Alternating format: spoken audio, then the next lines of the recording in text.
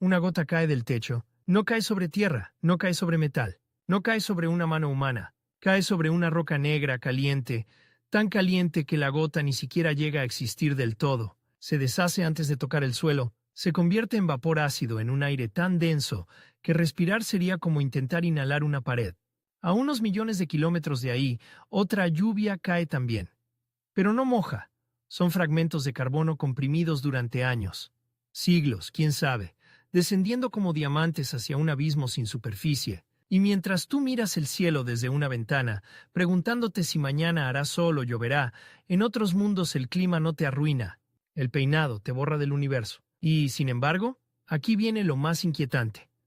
Cuanto más estudiamos ese horror, más se parece a nosotros. Porque la meteorología de otros planetas no es una fantasía de ciencia ficción. No es solo un fondo bonito de colores de NASA. Es viento real, nubes reales, tormentas reales. Lluvias reales, aunque sean de ácido, metano o cristales. Es física brutal en estado puro. Y hoy no vamos a mirar esos planetas como postales. Vamos a entrar en ellos como si el pronóstico del tiempo fuera una sentencia. Imagina que estamos frente a una pantalla de control. No una pantalla cualquiera. Un mapa meteorológico del sistema solar. No salen iconos de nublado o parcialmente soleado. Salen remolinos del tamaño de continentes. Frentes atmosféricos que tardan años en cruzar un hemisferio. Vientos más rápidos que un avión comercial. Temperaturas capaces de derretir plomo. O congelar gases que aquí ni siquiera vemos a simple vista. Y la pregunta que atraviesa todo este viaje es la misma. Simple y perturbadora. Si pudiéramos estar allí, ¿qué sentiríamos en la piel durante un solo minuto? Vamos a empezar cerca, donde el terror todavía se parece a algo familiar, donde creemos entender la palabra clima porque vemos polvo, viento, nubes, donde la primera trampa del cosmos es hacernos pensar, bueno, quizá no sea tan distinto. Y esa trampa empieza con Marte. Desde lejos, Marte parece el planeta más razonable para hablar del tiempo. Tiene estaciones, tiene casquetes polares, tiene nubes, tiene amaneceres, atardeceres, incluso remolinos de polvo que se parecen vagamente a los que podrías ver en un desierto terrestre. Si te quedas con la foto, Marte parece un primo seco de la Tierra. Un lugar hostil, sí, pero comprensible. Hasta que recuerdas que en Marte el aire es tan tenue que casi no es aire, que la presión atmosférica es tan baja que tu cuerpo, sin protección, no respiraría mal. Entraría en una crisis inmediata, que el frío no es una cifra, sino una presencia. Y que ese polvo rojizo que vemos como algo casi poético es una de las mayores pesadillas de cualquier misión, porque el clima marciano tiene una obsesión. El polvo, no hablamos solo de una tormenta local que te ensucia un visor, hablamos de tormentas que pueden crecer, fusionarse y convertirse en eventos regionales, y a veces globales. Imagina encender el telediario y escuchar, hoy el planeta entero está dentro de una tormenta de polvo, no una ciudad. No un país. El planeta, un velo suspendido que se extiende, que oscurece la superficie, que cambia la temperatura, que altera la dinámica atmosférica y convierte el paisaje en un mundo filtrado por óxido y estática. Y aquí está el primer giro que engancha. En Marte, ese polvo no es solo un efecto del tiempo. El polvo fabrica tiempo. Las partículas suspendidas absorben y redistribuyen calor. Modifican corrientes. Alimentan nuevas diferencias térmicas. Es decir, el clima marciano puede entrar en una especie de bucle. El polvo cambia la atmósfera, y la atmósfera levanta más polvo. Una tormenta que, de algún modo, ayuda a crear sus propias condiciones. Como si el planeta aprendiera a empeorar su propia fiebre. Visualmente es hipnótico. Humanamente es aterrador. Piensa en lo que significa vivir, o intentar trabajar, ahí dentro. Paneles solares cubriéndose poco a poco. Horizonte borrado. Cielo transformado en una lámpara opaca. Cada pieza mecánica expuesta a granos finísimos, abrasivos, persistentes. El enemigo no llega con un trueno épico. Llega como una invasión de partículas. Se meten juntas, en bisagras, en sensores, en todo. No grita, raspa. Y Marte todavía se guarda otra imagen incómoda. Los torbellinos de polvo, los famosos Dust Devils. A veces parecen pequeños desde órbita, como trazos caprichosos sobre la superficie, pero desde el suelo son columnas vivas, girando sobre un desierto extraterrestre, caminando como fantasmas. No necesitas que sean gigantes para sentir miedo. Basta con imaginarte solo, escuchando el zumbido del viento dentro de tu traje, viendo acercarse una columna de polvo que no trae agua, ni alivio, ni fertilidad, solo electricidad estática, abrasión y la sensación de que estás demasiado lejos de casa como para pedir ayuda. Y, aún así, Marte tiene algo que lo hace profundamente cinematográfico. A ratos parece habitable para la imaginación, te seduce, te deja pensar, podríamos estar aquí. Ese es su poder narrativo. Te atrae con geología, con horizontes amplios, con luz de atardecer azulada en ciertos momentos. Y entonces te recuerda que incluso su clima suave es una máquina diseñada sin nosotros en mente. Pero si Marte es la trampa de lo familiar, Venus es la traición absoluta, porque Venus durante mucho tiempo fue imaginado casi como un gemelo de la Tierra. Tamaño parecido, masa parecida, vecino cercano. Hubo épocas en las que la cultura popular fantaseaba con selvas, pantanos, mundos húmedos bajo nubes perpetuas, un planeta misterioso, sí, pero quizá exuberante. La realidad es mucho peor, mucho más fascinante y muchísimo más asquerosa. Venus no tiene un mal clima. Venus es una catástrofe atmosférica continua. La superficie venusiana está sometida a temperaturas capaces de fundir plomo. La presión es aplastante, como estar sumergido a enormes profundidades oceánicas, pero sin océano, sin agua, sin rescate. El cielo no ofrece lluvia refrescante. En las capas altas de su atmósfera se forman nubes de ácido sulfúrico. Ácido, nubes. Lluvia potencial que no llega intacta al suelo porque se evapora antes de tocarlo, en un ciclo químico infernal que parece escrito por alguien que odiaba la biología. Detente un segundo en esa imagen, porque ahí está uno de los contrastes más brutales del sistema solar. En Venus hay lluvia, pero una lluvia que no puedes tocar, que no alimenta ríos, que no deja charcos, que no huele a tierra mojada, una lluvia fantasma y corrosiva, suspendida en un mundo donde el calor y la presión convierten la palabra meteorología en un eufemismo para tortura. Y si eso no bastara, Venus añade uno de los fenómenos más desconcertantes de todos, la superrotación atmosférica. Mientras el planeta gira lentamente, su atmósfera en las capas altas puede dar vueltas muchísimo más rápido, con vientos que circundan el planeta en pocos días. Es como si el cielo se negara a obedecer al suelo, como si las nubes hubieran decidido independizarse del planeta y correr por su cuenta. Desde el punto de vista visual, es una pesadilla elegante. Un globo envuelto en nubes densas, brillantes, casi hermosas, detrás de las cuales se esconde un horno de presión. Ese contraste lo vuelve perfecto para un relato sobre clima real. Lo bonito no es lo habitable, lo luminoso no es lo benigno. A veces, lo que brilla es exactamente lo que te destruiría más rápido. Y aquí aparece una idea que cambia la forma de mirar ambos mundos, Marte y Venus, y que va a perseguirnos durante todo este viaje. El clima no es un accesorio del planeta. El clima es el planeta contando su historia. Marte te cuenta una historia de pérdida de atmósfera, de calor, de agua líquida estable en superficie, un mundo donde el viento sigue hablando, pero con una voz delgada, áspera, llena de polvo. Venus te cuenta una historia de descontrol, un efecto invernadero llevado al extremo, una atmósfera que domina por completo la experiencia del mundo. Dos destinos opuestos, dos advertencias, dos versiones de una pregunta incómoda sobre la Tierra. ¿Qué tan fino es el margen que hace posible nuestro tiempo normal?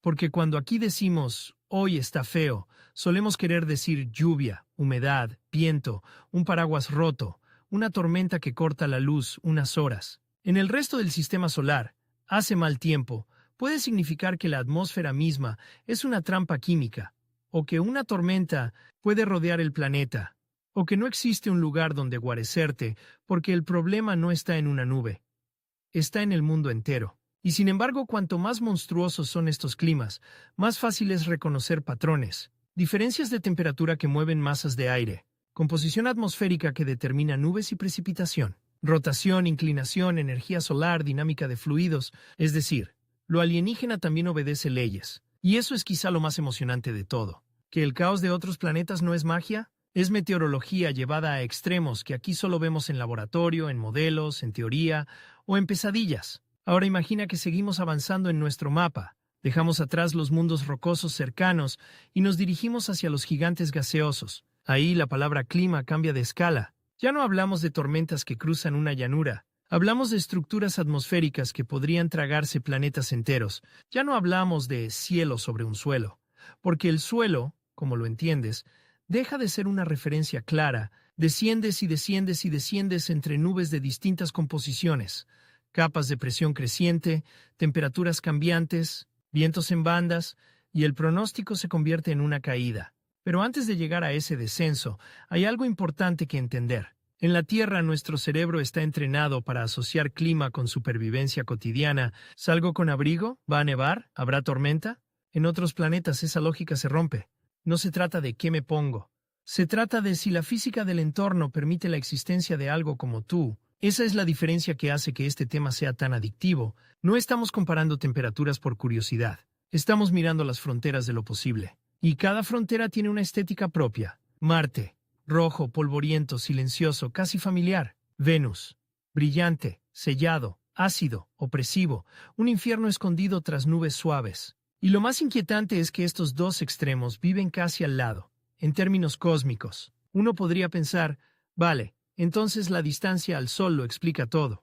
Pero no, no basta. Y ese es otro giro poderoso para tu video. Porque si fuera solo distancia, el sistema solar sería una escala lineal simple, más cerca, más calor, más lejos, más frío, fin. Pero no funciona así.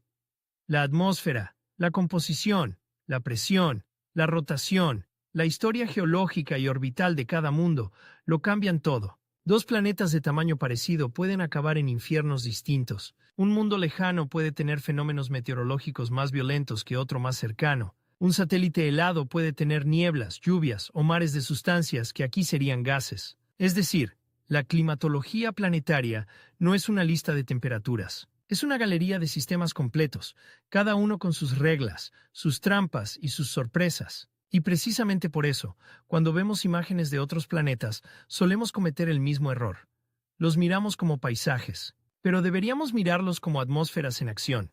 No como fondos, como procesos. Un planeta no tiene clima igual que una casa tiene tejado. Un planeta respira, metafóricamente, a través de intercambios de energía, circulación, condensación, tormentas, química, radiación. Su meteorología es una coreografía de fuerzas que nunca se detiene. En Marte esa coreografía raspa y ennegrece paneles. En Venus quema, aplasta y acidifica. Y en los gigantes que vienen ahora, ruge. La tensión empieza a subir de verdad aquí, porque vamos a dejar atrás la intuición humana. En Marte y Venus todavía podíamos fingir que entendíamos algo. Desierto, viento, nubes, calor, presión. En lo que viene las escalas se rompen.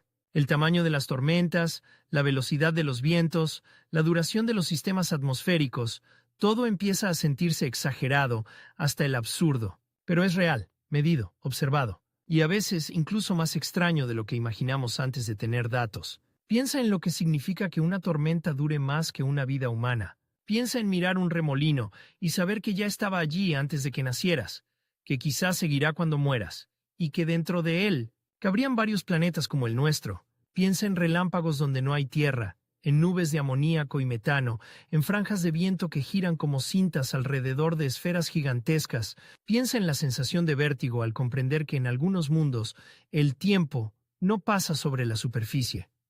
El tiempo es la superficie visible, y aún no hemos entrado. Porque en cuanto crucemos ese umbral, la pregunta dejará de ser ¿cómo se ve el clima? Y se convertirá en ¿qué parte de un planeta es realmente clima? Ese cambio de pregunta es importante, y es uno de los momentos más potentes para enganchar a la audiencia. Hasta aquí, podrías pensar que estamos haciendo turismo extremo con datos científicos, pero no. Estamos desmontando una idea muy humana. Que el clima es una capa delgada por encima de un mundo sólido y estable.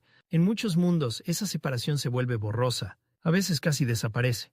Y cuando eso pasa, el pronóstico deja de ser una sección del noticiero. Se convierte en una expedición al interior de una bestia. La siguiente parada nos va a obligar a mirar tormentas que no pasan. Permanecen vientos que no soplan.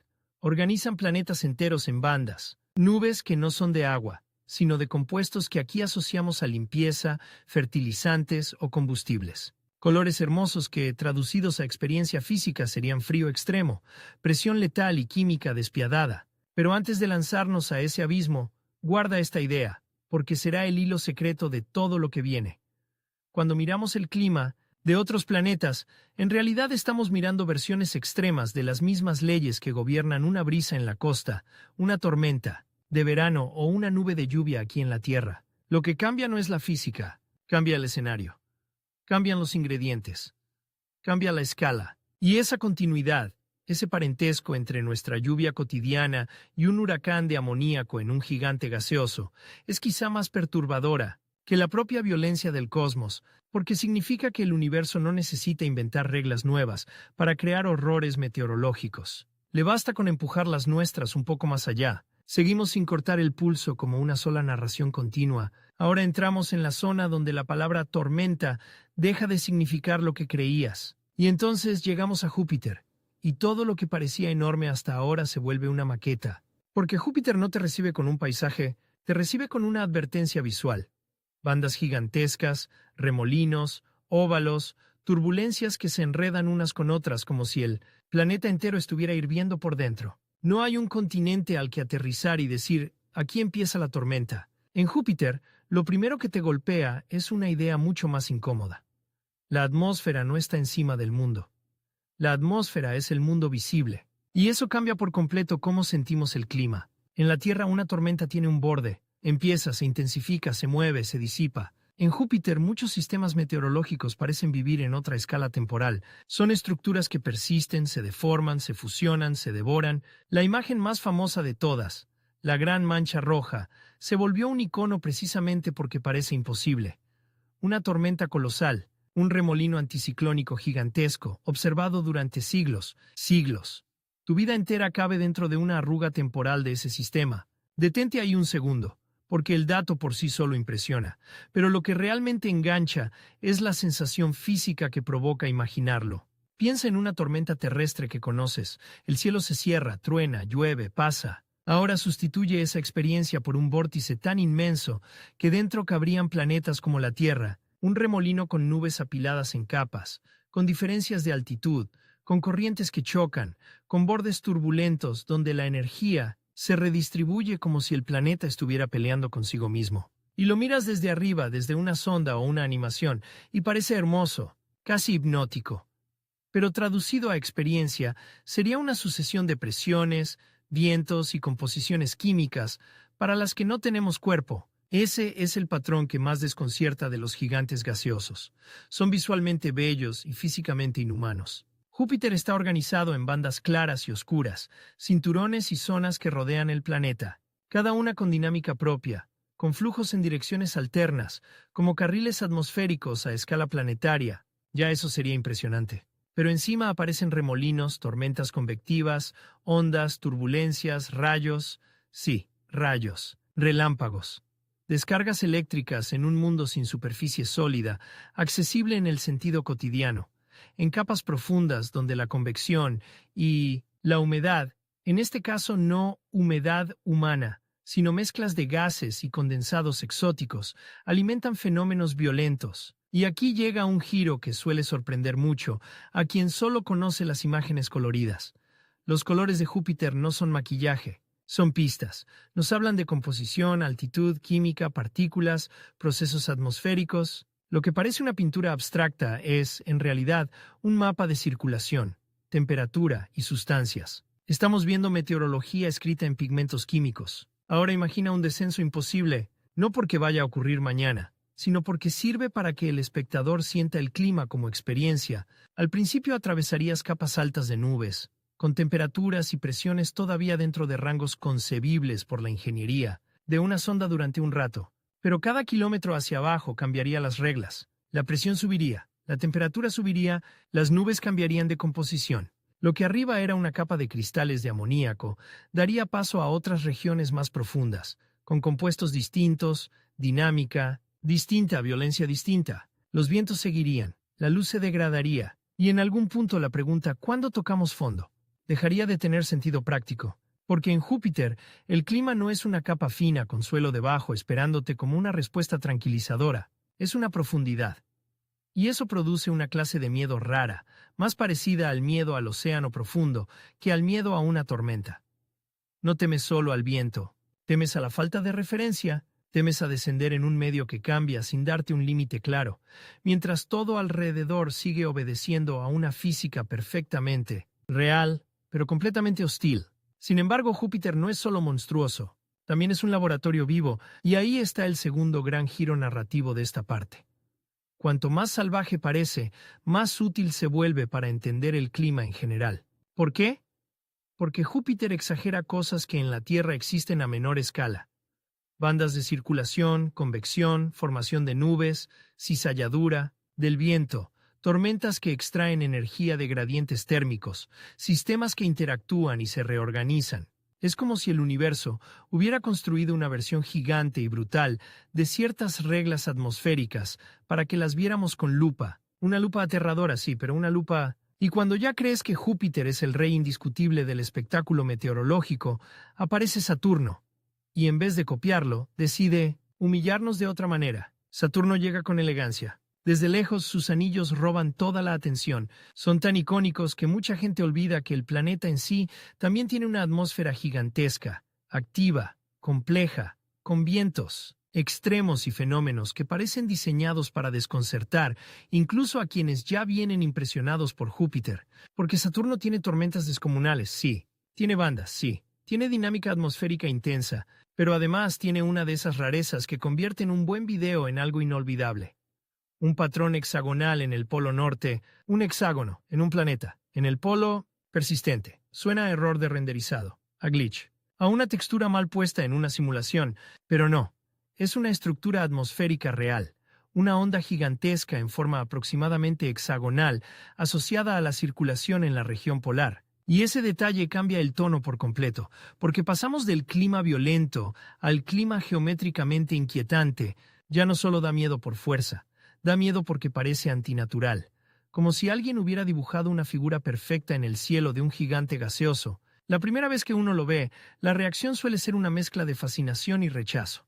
Eso no debería estar ahí, y precisamente por eso funciona tan bien en voz en off, porque el hexágono de Saturno no solo informa, desestabiliza la intuición, nos recuerda que la atmósfera, cuando juega con rotación, gradientes y ondas, puede producir patrones que nuestro cerebro asocia más con diseño que con naturaleza. Y no se queda ahí. Saturno también presenta vientos muy intensos, sistemas tormentosos y grandes cambios estacionales en una escala que, otra vez, nos obliga a pensar en tiempo planetario. Lo que en la Tierra llamamos estación y vivimos como una experiencia anual, allí se estira las variaciones de iluminación solar, la respuesta de la atmósfera, la evolución de ciertos sistemas. Todo ocurre en marcos temporales, que no encajan con una agenda humana. Seguir el tiempo de Saturno es casi como seguir una serie que se estrena lentísimo, con capítulos separados por años y escenas clave que requieren paciencia de misión espacial. Y aquí aparece un contraste fantástico para mantener tensión narrativa. Júpiter te abruma por exceso visible, por caos monumental. Saturno, en cambio, combina violencia con una estética casi fría, ordenada, como si detrás del rugido hubiera una mano invisible trazando líneas. Uno te grita, el otro sonríe y te enseña un hexágono. Pero el sistema solar todavía se guarda una sorpresa más cruel en los gigantes. No basta con ser grande para ser extremo, porque si nos vamos más lejos, a Urano y Neptuno, entramos en mundos donde la energía solar que llega es muchísimo menor, donde uno podría suponer menos energía y lo menos clima, más frío, lo menos espectáculo. Suena lógico. Y sin embargo, otra vez, el sistema solar se ríe de la lógica simplista. Neptuno, por ejemplo, es un recordatorio de que el frío no significa calma. A una distancia inmensa del Sol, con temperaturas brutalmente bajas, Neptuno presenta una atmósfera dinámica, con sistemas nubosos y vientos extraordinariamente rápidos. Vientos que figuran entre los más veloces del sistema solar. Piénsalo. En un mundo lejano, oscuro, azul profundo, donde la luz solar es débil comparada con la de la Tierra, la atmósfera sigue moviéndose con una furia que rompe expectativas, como si el planeta guardara un motor interno, una reserva de energía que mantiene viva la agitación. Visualmente, Neptuno es uno de los mejores giros del relato porque parece sereno. Ese azul intenso engaña. Parece un mármol frío, limpio, tranquilo, pero al acercarte aparecen nubes brillantes, bandas sutiles, manchas oscuras transitorias, sistemas que nacen y cambian. Otra vez, belleza exterior, violencia física. Otra vez el patrón que atraviesa todo este viaje. Y Urano juega otra partida todavía más rara. No suele ser el protagonista popular del clima planetario, pero justamente ahí está su fuerza narrativa. Es un planeta inclinado de forma extrema, prácticamente rodando alrededor del Sol. Esa inclinación anómala transforma las estaciones en algo descomunal. Hay regiones que pasan larguísimos periodos bajo iluminación o oscuridad relativas. Y la respuesta atmosférica a esa geometría es fascinante. No siempre espectacular en las fotos como Júpiter, pero sí profundamente extraña. Es meteorología bajo una arquitectura orbital que parece rota. Y este es un twist importante para la audiencia. A veces el clima más inquietante no es el que grita con una tormenta gigante visible, sino el que obliga a replantear qué significa una estación cuando un planeta está inclinado como si hubiera sufrido una colisión antigua y nunca se hubiera corregido. El pronóstico en Urano no se entiende de forma intuitiva, porque la propia postura del planeta frente al Sol desafía la idea terrestre de día, noche e insolación estacional. Llegados a este punto, el mapa mental del espectador ya no puede volver a ser el mismo. Empezamos esta parte pensando en tormentas, y terminamos entendiendo que clima en otros mundos incluye geometría, química, rotación, historia de impactos, energía interna, circulación profunda y escalas de tiempo que vuelven insignificante una vida humana. Pero la tensión todavía no ha alcanzado su techo, porque hasta ahora hemos hablado, sobre todo, de atmósferas donde lo chocante era la magnitud, la persistencia, la velocidad. En la siguiente fase de este viaje, lo verdaderamente perturbador será otra cosa. La familiaridad deformada, lluvias que no son de agua, ríos y lagos que sí existen, pero hechos de sustancias que aquí se evaporarían o se usarían como combustible, nieblas, nubes, estaciones, erosión, en un mundo tan frío que tu intuición térmica se rompe. Y ahí aparece una de las paradas más cinematográficas de todo el sistema solar, una parada que hace que mucha gente se detenga y diga, espera, ¿entonces sí hay clima parecido al de la Tierra allá afuera? La respuesta es sí, pero con una trampa tan grande que da escalofríos. Antes de llegar a ella, quiero que la imagen de los gigantes se te quede clavada, porque es una bisagra narrativa perfecta. Observa lo que nos enseñaron. Júpiter nos mostró que una tormenta puede durar generaciones y que la atmósfera puede ser una profundidad sin fondo claro. Saturno nos enseñó que el clima puede dibujar geometrías que parecen artificiales. Neptuno nos rompió la suposición de que más lejos significa menos dinámico. Urano nos recordó que la inclinación de un planeta puede reescribir por completo la lógica de sus estaciones, y todo eso, junto, construye una idea cada vez más inquietante. El clima no es solo qué pasa en el cielo, es la forma en que un mundo procesa energía y revela su carácter. Si el planeta fuera una criatura, el clima sería su lenguaje corporal. Júpiter gesticula con cicatrices de tormenta. Saturno habla en ondas y polígonos. Neptuno disimula y luego muerde con vientos extremos. Urano susurra desde una postura imposible. Y mientras tanto, aquí en la Tierra, seguimos mirando apps del tiempo con iconitos de nube y sol. Hay algo casi ofensivamente humilde en esa comparación. Nuestra experiencia diaria del clima, tan importante para nosotros, es solo una versión muy amable de un fenómeno universal que, en 1900, otros mundos, alcanza formas tan violentas o tan extrañas que parece una broma cósmica. Una broma cara, además, porque cada dato que tenemos de estos gigantes ha costado décadas de observación, ingeniería de sondas, análisis y modelos para traducir puntos de luz en dinámicas reales. Eso también puedes explotarlo emocionalmente en la narración. No solo estamos describiendo monstruos meteorológicos, estamos contando cómo la humanidad los ha ido descifrando a distancia, capa a capa, color a color, variación a variación. Cada banda observada, cada mancha seguida en el tiempo, cada relámpago detectado, cada cambio de brillo en una nube, es una forma de aprender a leer el clima sin tocarlo. Es meteorología forense a escala planetaria. Y aquí viene un detalle que sube la tensión de forma elegante. Cuanto más aprendemos a leer esos climas, más nos damos cuenta de lo poco intuitivos que son para un cerebro humano entrenado en la Tierra. Lo que parece estable puede ser tremendamente activo. Lo que parece caos puede obedecer estructuras duraderas. Lo que parece frío y muerto puede tener una atmósfera feroz. Lo que parece hermoso puede ser químicamente letal. Lo que parece simple distancia al Sol es, en realidad, una ecuación gigantesca con demasiadas variables como para confiar en la intuición. Y esa lección nos prepara para el siguiente salto, que es donde el video puede dar uno de sus mejores giros narrativos. Salir de los gigantes gaseosos y aterrizar, o casi aterrizar, en un mundo donde veremos algo escalofriantemente reconocible. No un océano de agua, no lluvia de agua, no aire respirable, pero sí nubes, sí lluvia, sí ríos, sí lagos, sí estaciones, sí ciclos meteorológicos. Una tierra torcida por el frío y por la química. Y cuando lleguemos ahí, la audiencia ya estará en el punto exacto para sentir lo que quieres provocar. Satisfacción porque están viendo. Clima real y no fantasía barata. Interés porque cada planeta rompe una intuición nueva, y ese rechazo incómodo que aparece cuando algo familiar regresa con ingredientes equivocados, como una comida conocida que huele a combustible.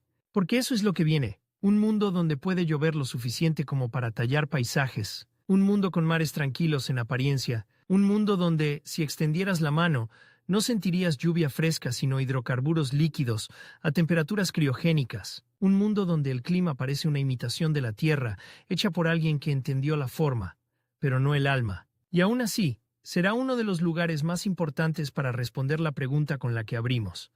¿Cómo se ve la real meteorología en otros planetas y mundos? Se ve como un espejo roto. Cada pedazo refleja algo que reconocemos. Cada borde puede cortarnos. Ahora entramos en la parte más perturbadora por una razón muy concreta. Vamos a ver un clima que se parece demasiado al nuestro.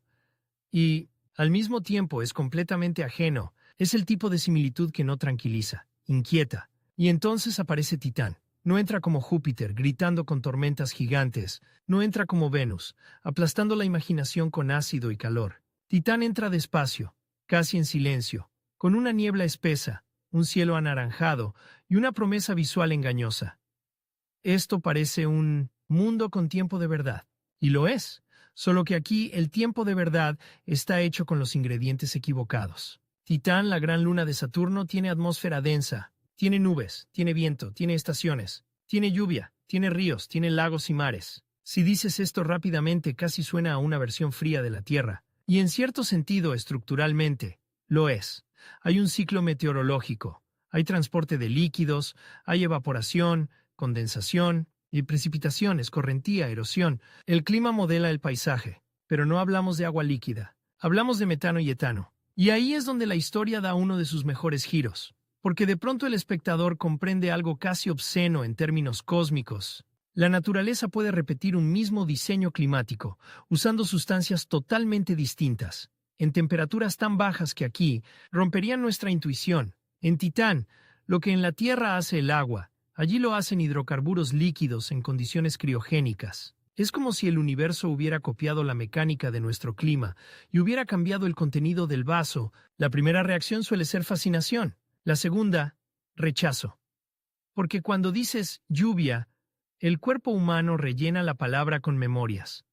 Olor a tierra mojada, gotas en la piel, sonidos sobre tejados, humedad, barro, pero en Titán esa nostalgia te traiciona. Imagina mirar una llanura bajo un cielo espeso y ver canales recortando el terreno, costas definidas, superficies líquidas oscuras, y saber que no podrías tocar nada de eso, que no es agua, que hace un frío brutal, que el aire no es respirable, que la luz del sol llega débil y filtrada, como una tarde eterna cubierta por humo. Es un paisaje familiar convertido en una trampa química y térmica, y precisamente por eso Titán es una joya narrativa. No solo impresiona por rareza, impresiona porque demuestra que el clima no pertenece a la Tierra. La Tierra no tiene el monopolio de las lluvias, de la erosión, de los ciclos. Lo que tenemos es una versión local, una receta concreta. Titán te enseña que la idea de clima puede sobrevivir en otra cocina. Ahora imagina la cámara descendiendo a través de esa bruma. Arriba, una atmósfera rica en nitrógeno con química compleja, impulsada por radiación solar y partículas energéticas. Más abajo, capas de neblina que difunden la luz hasta convertir el paisaje en algo de tonos anaranjados y sombras blandas. Y al final, la superficie. Llanuras, dunas en algunas regiones, canales, cuencas llenas de líquidos hidrocarbonados en zonas polares. El contraste es brutal. Has viajado millones de kilómetros para encontrar algo que, en forma, recuerda a costas y ríos, pero que, en sustancia, parece una estación de combustible congelada por un dios cruel. Aquí conviene apretar el ritmo de la narración, porque Titán da para varias revelaciones seguidas. Primera revelación.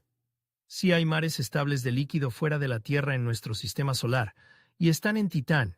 No son océanos tropicales, claro. Son mares de metano y etano, oscuros, fríos, con un comportamiento físico que depende de temperaturas extremas, pero la imagen importa. Superficies líquidas, costas, meteorología asociada. Segunda revelación. Sí llueve, pero no como en una tarde de primavera. Las lluvias de metano pueden estar ligadas a estaciones y regiones, con tormentas y episodios de precipitación que alimentan cauces y remodelan zonas del terreno. Otra vez, forma terrestre, alma alienígena. Tercera revelación. El paisaje cuenta una historia climática activa, no una postal fosilizada. Canales, deltas potenciales, erosión, distribución de líquidos, evaporación, cambios estacionales, todo sugiere un sistema en funcionamiento, con ciclos que se encienden y apagan según la energía disponible y la circulación atmosférica, y aquí aparece uno de los momentos más fuertes para voz en off, la comparación sensorial. Piensa en una tormenta de verano en la Tierra. El aire se vuelve pesado, las nubes crecen, cae agua tibia o fresca, huele a ozono y suelo mojado. Ahora deforma esa escena hasta lo irreconocible. Misma lógica general de ciclo, pero con un frío tan extremo que el agua sería roca, y con lluvia de hidrocarburos, con luz solar tenue, con un paisaje que parece una fotografía vieja sumergida en ámbar. La estructura emocional de clima sigue ahí. La experiencia humana desaparece. Esa mezcla de cercanía y repulsión es exactamente lo que hace que Titán se te quede pegado en la cabeza. Y justo cuando el espectador empieza a sentirse cómodo con la idea de, vale, entonces hay un ciclo como el del agua pero con metano, inconviene meter el siguiente twist. Titán no es solo un análogo raro de la Tierra, es también un laboratorio de química prebiótica y de interacción atmósfera-superficie que puede ayudarnos a entender procesos fundamentales de cómo la materia se organiza en ambientes complejos. Es decir, el clima de Titán no solo es espectacular, es científicamente valiosísimo. No estamos mirando una curiosidad de museo, estamos observando una máquina natural, donde la meteorología y la química se entrelazan de forma profunda, y eso eleva la tensión intelectual del video. Deja de ser «mira qué raro» y pasa a ser «esto podría enseñarnos cosas esenciales sobre cómo funcionan los mundos». Pero el viaje no se detiene en Titán. Porque si algo nos ha enseñado este mapa, es que el sistema solar siempre tiene otra manera de deformar la intuición. Si Titán es el espejo torcido de un clima terrestre, los mundos helados más allá, y algunas lunas heladas más cercanas, nos muestran otra cara del problema. ¿Qué pasa cuando el tiempo visible es mínimo, pero la actividad está escondida debajo?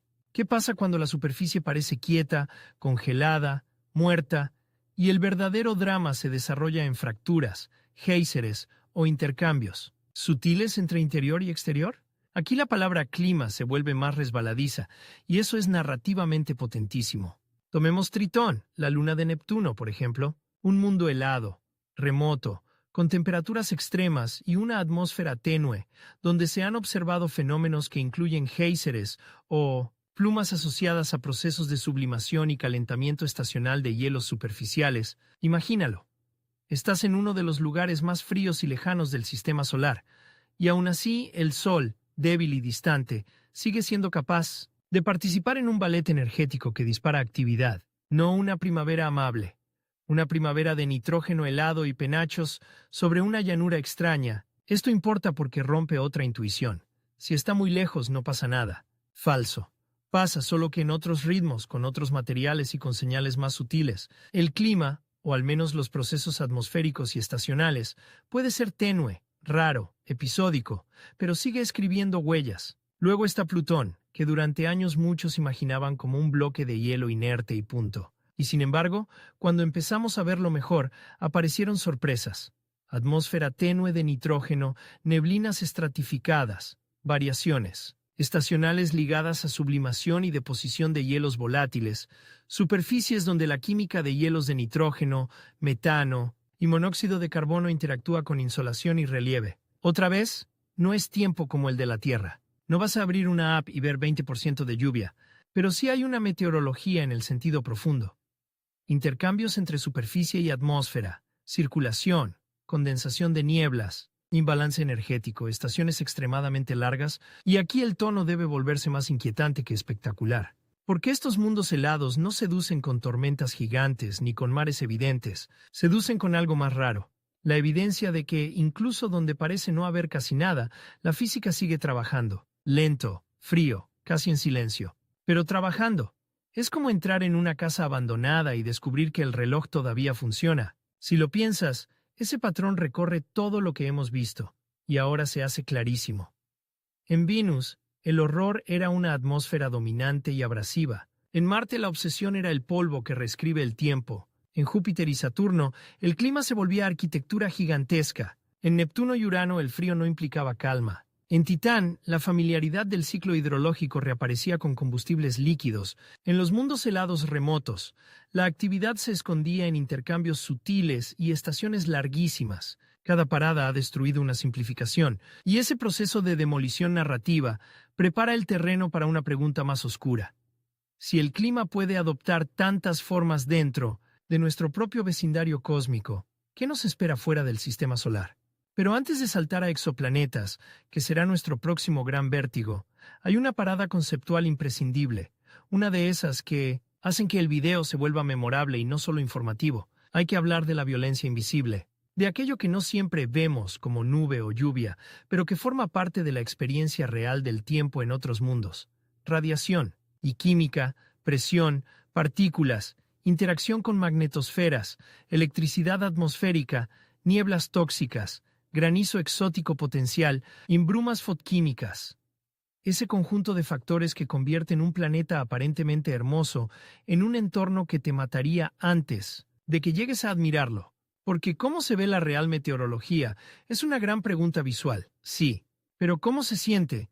Si pudiéramos sentirla, es la que la vuelve visceral. Y cuando hacemos ese ejercicio mental, la lista se vuelve grotesca. En Venus, sentirías la opresión y el calor como una sentencia instantánea. En Marte, el frío, la sequedad extrema y el polvo abrasivo dominarían cada segundo. En Júpiter o Saturno, ni siquiera tendrías el consuelo de una superficie clara. Caerías en capas y más capas de presión y tormenta. En Titán, la densidad del aire y el frío criogénico convertirían la escena en una belleza letal. En mundos helados lejanos, la aparente quietud escondería una hostilidad térmica absoluta y atmósferas tenues o químicamente ajenas. Esa es la verdad incómoda que sostiene todo este episodio. Cuando buscamos clima en otros planetas, en realidad estamos buscando una mezcla de belleza y amenaza. Y cuanto más bonito se ve un mundo, más sospechoso deberíamos ponernos. Aquí puedes introducir un mini giro emocional muy potente. La Tierra empieza a verse extraña no por ser común, sino por ser excepcionalmente equilibrada para nosotros. Después de pasear mentalmente por ácidos, polvos globales, ciclones gigantes, vientos supersónicos y lluvias de hidrocarburos, volver a pensar en una llovizna, en una nube baja, en una brisa fría de invierno, se siente casi milagroso. El clima terrestre deja de ser normal y pasa a ser una coincidencia física extraordinariamente cómoda para nuestra biología, y esa sensación, lejos de quitar tensión, la aumenta, porque nos obliga a mirar nuestro planeta con una mezcla de gratitud y vulnerabilidad. Ahora bien, no vamos a cerrar todavía, ni de lejos, porque falta la parte más cinematográfica y quizá la más salvaje de todas: tomar todo lo aprendido y lanzarlo contra los exoplanetas. Esos mundos alrededor de otras estrellas, donde ya no solo encontramos versiones raras de lo conocido, sino condiciones que parecen sacadas de un delirio termodinámico.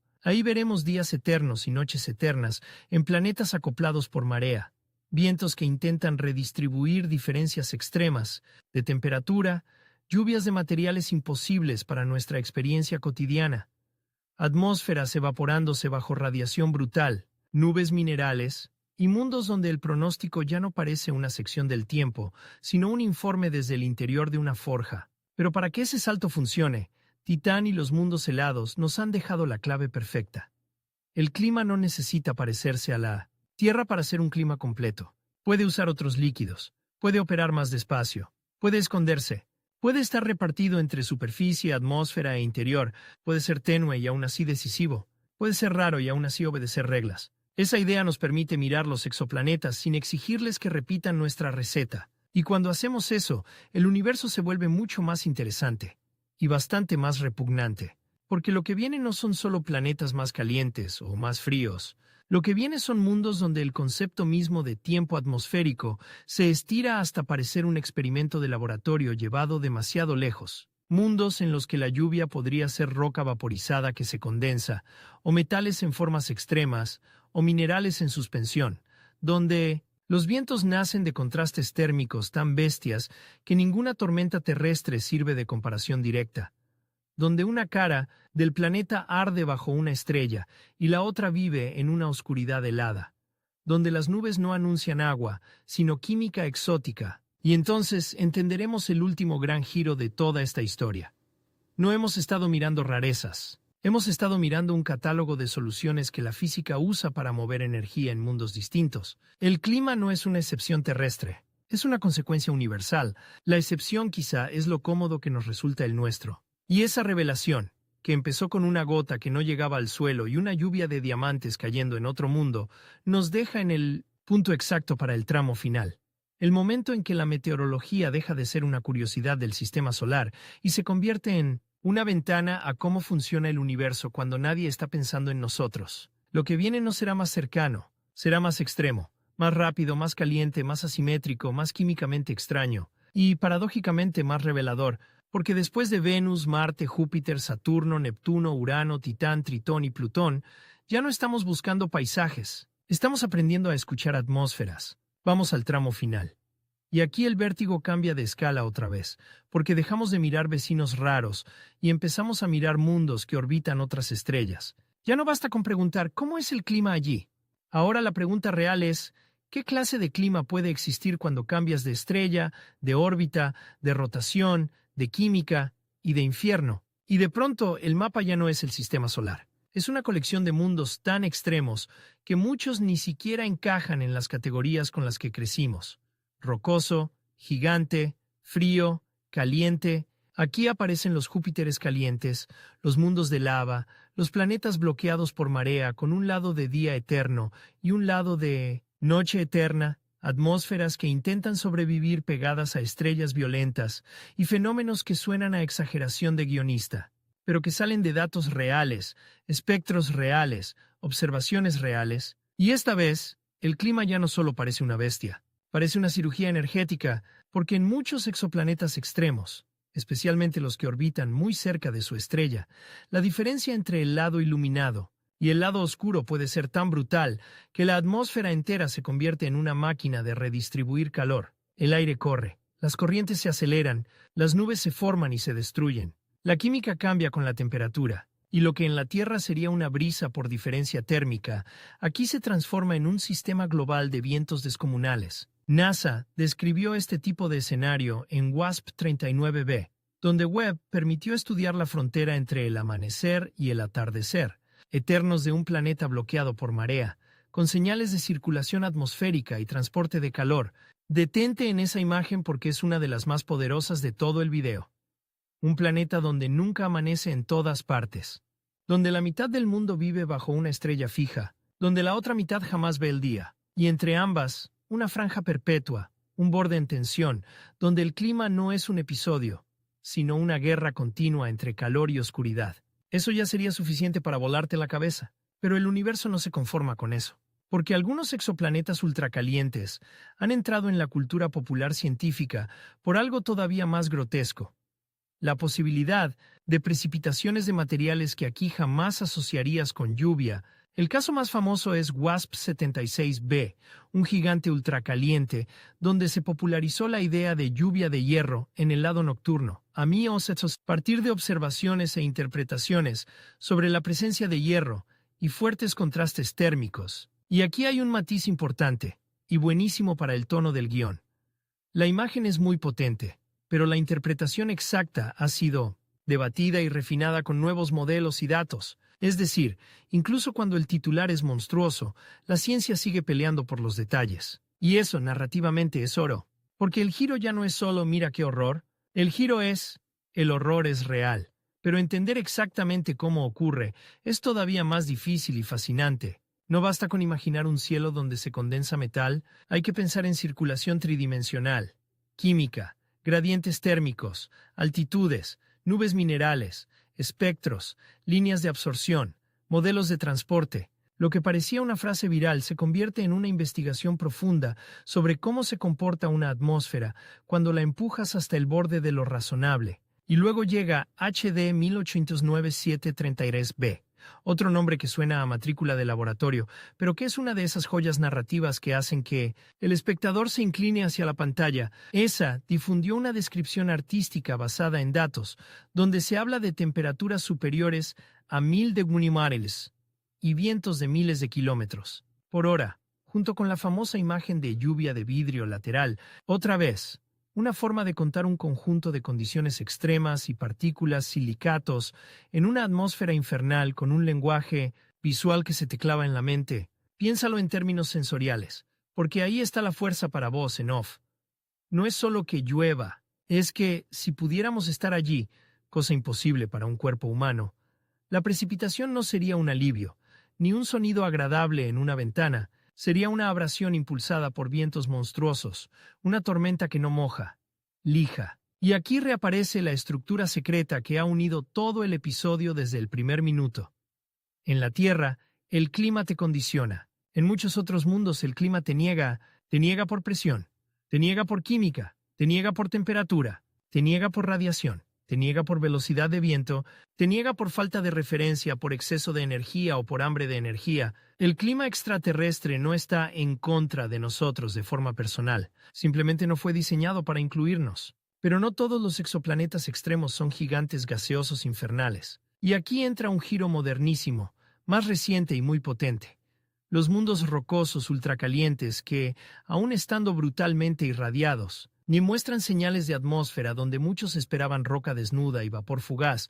Un ejemplo clave es 55 Cancri E. Observaciones del telescopio Webb, publicadas por NASA en 2024, apuntaron a indicios de una posible atmósfera sustancial alrededor de 19 nodos en este exoplaneta rocoso extremadamente caliente, una supertierra probablemente cubierta por roca fundida. El dato no solo es impactante por lo infernal del mundo, lo es porque abre una puerta conceptual enorme. Incluso en condiciones extremas, algunos planetas rocosos podrían mantener o regenerar atmósferas, quizá alimentadas por desgasificación desde océanos de magma, y aquí puedes meter uno de los twists emocionales más fuertes del cierre. Después de tanto hablar de lluvias imposibles y vientos imposibles, creíamos que la historia final iba a ser solo más extremo, más monstruoso, pero no.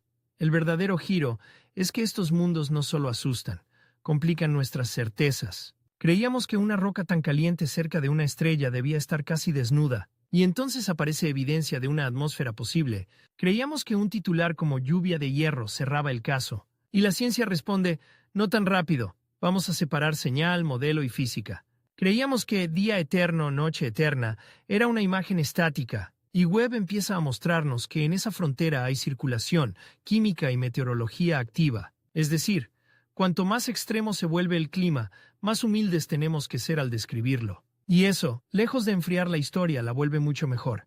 Porque ya no estamos consumiendo monstruos de catálogo. Estamos asistiendo al momento histórico en que la humanidad empieza a medir el tiempo atmosférico de otros soles. Eso es descomunal. Durante casi toda nuestra historia, el tiempo significaba nuestro cielo. Después aprendimos a mirar Marte, Venus, Júpiter, Saturno, Titán, y ahora estamos empezando a inferir vientos, composiciones, contrastes térmicos y estructuras de nubes en mundos tan lejanos que ni siquiera podemos fotografiarlos como discos detallados en la mayoría de los casos. Leemos el clima en minúsculas variaciones de luz, en espectros, en tránsitos, en eclipses secundarios, en firmas químicas. Es una forma de meteorología hecha de paciencia, estadística y física brutalmente fina, y aquí llega el gran cierre conceptual, el que une todo lo que vimos desde aquella primera gota que no llegó al suelo. La realidad de la meteorología en otros planetas no consiste en una lista de curiosidades virales. No es llueve ácido, llueve diamantes, llueve hierro, fin. Eso es solo la puerta. La realidad es mucho más inquietante y más hermosa. El clima es la forma en que un mundo administra su energía, revela su química y delata su historia. En Marte, el polvo. En Venus, el efecto invernadero desbocado y las nubes corrosivas. En Júpiter, la profundidad y las tormentas de escala imposible. En Saturno, la geometría que parece un mensaje. En Urano y Neptuno, la traición de la distancia y del frío. En Titán, la copia deformada del ciclo hidrológico. En Tritón y Plutón, la actividad lenta que sobrevive al hielo y a la lejanía. En exoplanetas, el laboratorio cósmico donde el clima se vuelve una prueba de resistencia para nuestras ideas. Y entonces, de forma casi inevitable, vuelves a la Tierra. Vuelves a una mañana cualquiera, a una nube gris, a un parte meteorológico aburrido, a una llovizna en la ventana, a un charco. Y algo ha cambiado. Porque después de este viaje, una llovizna ya no es solo lluvia. Es una versión delicadísima de un fenómeno universal, un equilibrio rarísimo entre presión, temperatura, composición y distancia a una estrella, un clima que no te disuelve, no te aplasta, no te congela instantáneamente, no te entierra bajo polvo global, no te corta con vidrio, ni te cocina sobre roca fundida. De repente lo cotidiano parece improbable, y esa es, quizá, la conclusión más potente y más incómoda de toda la historia. Cuando miramos la meteorología real de otros mundos, buscando espectáculo, terminamos encontrando una pregunta sobre nosotros. ¿No hay lluvia allá afuera? Sí, no. ¿Qué tan excepcional es el tipo de lluvia que hizo posible que estuviéramos aquí para preguntarlo? La próxima vez que alguien diga «qué asco de tiempo», imagina por un segundo que el cielo sobre tu cabeza fuera ácido sulfúrico, o que la tormenta durara siglos, o que el viento corriera a miles de kilómetros por hora, o que la lluvia fuera metano líquido a temperaturas criogénicas, o que un hemisferio entero jamás conociera la noche y el otro jamás viera el día, y luego escucha la lluvia de la Tierra otra vez. Suena distinta, no porque haya cambiado, sino porque ahora sabes lo que el universo entiende por clima,